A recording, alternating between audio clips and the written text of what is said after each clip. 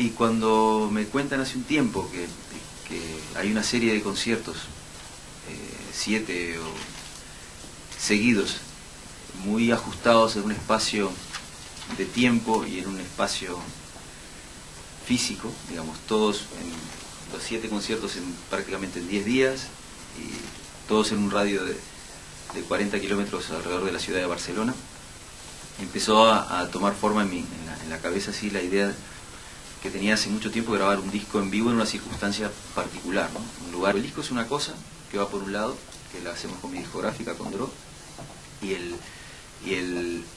la película es una entidad autónoma, que no tiene ni por qué llamarse igual, ni por qué tener las mismas canciones. De hecho, creo que va a ser bastante diferente del disco. Cara B es el nombre de la gira, es como el lado oculto del repertorio, ¿no? A mí me gusta mucho, yo trabajo mucho por contrapesos en mi sistema, digamos, artístico, estético, no sé cómo decirle, ¿no? Una vez que estoy mucho en un lado, me gusta ir hacia el otro, me canso de las circunstancias reiterativas. Me parece que el cambio es una señal de vida, igual que en los seres vivos, en el arte también, ¿no?